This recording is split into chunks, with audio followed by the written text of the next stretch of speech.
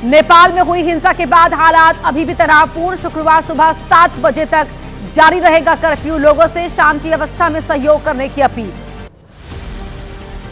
नेपाल में आज हो सकती है अंतरिम सरकार के मुखिया की घोषणा। पूर्व चीफ जस्टिस सुशीला कार्की सरकार नेतृत्व करने के लिए तैयार। बालेन शाह और रवि लामिछाने रेस से बाहर। नेपाल में सेना के हेडक्वार्टर पहुंचे जेएनजी के प्रतिनिधि। नेपाल के मौजूदा हालात और अंतरिम सरकार के गठन पर चर्चा। बोले सहमति बनाने की कर रहे हैं कोशिश। नेपाल में सुशीला कार्की को अंतरिम सरकार का मुखिया बनाने की उठ रही है मांग। मांगों को लेकर सेना मुख्यालय के बाहर इकट्ठा हुए लोग। भारत से सामान लेकर नेपाल पहुंचने वाले ट्रक चालक परेशान। कस्टम विभाग के कार्यालय पर पिछले कई दिन से फंसे ट्रक। नेपालगंज में भारत नेपाल सीमा पर फंसे सैकड़ों ट्रक। नेपाल में हुई हिंसा को लेकर फंसे ट्रक चालक हालात सामान्य होने का इंतजार कर रहे ट्रांसपोर्टर।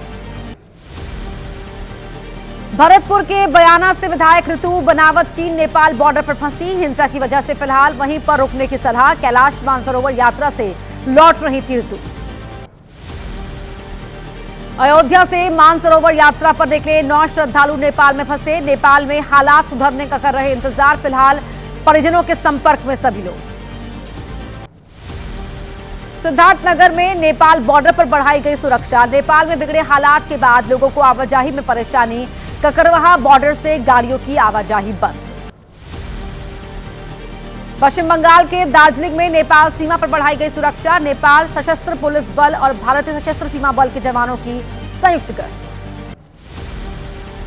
उत्तराखंड के आईजी कुमाऊं ने किया भारत नेपाल सीमा का निरीक्षण। उधम सिंह नगर जिले से लगती नेपाल सीमा पर सुरक्षा व्यवस्था का लिया जायजा। वाराणसी दौरे पर रहेंगे प्रधानमंत्री मोदी। अपने संसदीय क्षेत्र वाराणसी में मॉरिशस के पीएम नवीन चंद्र राम गुलाम की मेजबानी करेंगे। दोनों के बीच द्विपक्षीय वार्ता भी होगी। वाराणसी में मॉरिशस के पीएम का बच्चों ने किया खास अंदाज में स्वागत। भारत और मॉरिशस के झंडे एक साथ लहराए। बच्चों में दिखा उत्साह। सोनभद्र से वाराणसी जा रहे कांग्रेसियों को पुलिस ने किया हाउस अरेस्ट। पीएम के कार्यक्रम का करने जा रहे थे विरोध। पीएम मोदी ने इटली की पीएम जॉर्जिया मेलोनी से फोन पर की बात। दोनों ही देशों की रणनीतिक साझेदारी पर हुई चर्चा। पीएम मोदी ने कहा रणनीतिक साझेदारी को और मजबूत करने पर सहमति। रायबरेली के दौरे पर राहुल गांधी पुराने अंदाज में आए नजर। राहुल ने बच्चों को बांटी टॉफी। मिथुन के सैलून पर कटवाए अपने बाल। रायबरेली में राहुल गांधी के काफिले पर हमले के विरोध में कांग्रेस कार्यकर्ताओं का प्रदर्शन। राज्य मंत्री दिनेश प्रताप सिंह का फूका पुतला। राहुल गांधी ने एनडीए पर बोला हमला। कहा रोजगार मिलने पर मिलती है लाठी, अधिकार की जगह मिलता है अत्याचार। इस बार एनडीए को उसकी असली जगह दिखाएंगे। पटना के बख्तियारपुर में सीएम नीतीश कुमार का अभ्यर्थियों ने रोका काफिला। पूछा लाइब्रेरियन पोस्ट के लिए वैकेंसी कब आएगी। इशारे इशारे में केंद्रीय मंत्री जीतन राम मांझी ने ज्यादा सीटों की उठाई मांग। कहा कम से कम 8 सीट जीतने पर पार्टी को मिलेगी मान्यता। बिहार चुनाव में बीएसपी की एंट्री। बिहार के कैमूर जिले में बीएसपी का हुआ सर्वजन हिताय जागरूक जनसभा। बीएसपी के राष्ट्रीय संयोजक आकाश आनंद हुए शामिल। बिहार कांग्रेस के प्रभारी कृष्णा अल्लावरू का सहयोगी दलों को संदेश। कहा महागठबंधन में एक दल को अच्छी सीट और दूसरे को खराब सीट नहीं मिल सकती। सीट बंटवारे में बैलेंस जरूरी। प्रशांत किशोर ने महागठबंधन में सीएम फेस को लेकर कसा तंज। कहा सीएम के चेहरे पर सिर्फ लालू यादव और उनके परिवार का हक। कांग्रेस बिहार के लोगों को कर रही है भ्रमित।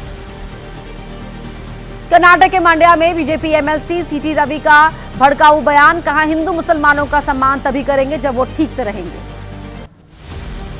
मुंबई में ईद के जुलूस में फलस्तीनी देश का झंडा फहराने वालों को मंत्री नितेश राणे की चेतावनी। कहा जिन्हें फिलिस्तीन से प्यार वो वहीं जाकर रहे। 12 सितंबर को उपराष्ट्रपति का शपथ ग्रहण समारोह होगा। राष्ट्रपति द्रौपदी मुर्मू एनडीए के सीपी राधाकृष्णन को उपराष्ट्रपति पद की शपथ दिलाएंगी। लद्दाख को राज्य का दर्जा दिलाने के लिए लेह में सोनम वांगचुक का अनशन शुरू, लद्दाख को संविधान की 6ठी अनुसूची में शामिल कराने और राज्य का दर्जा देने की मांग पर 35 दिन का अनशन। प्रधानमंत्री मोदी आज शाम उत्तराखंड में बाढ़ प्रभावित इलाकों का हवाई सर्वेक्षण करेंगे। मुख्यमंत्री धामी और अधिकारियों के साथ समीक्षा बैठक होगी। नैनीताल में बाइक सवार के बहने का वीडियो आया सामने। कोटाबाग में बरसाती नाले में बह रहे युवक की मुसाफिरों ने बचाई जान। मध्य प्रदेश के नरसिंहपुर में टापू पर फंसे 7 लोग। नदी में अचानक पानी बढ़ जाने की वजह से फंसे। एसडीआरएफ ने काफी मशक्कत के बाद किया रेस्क्यू।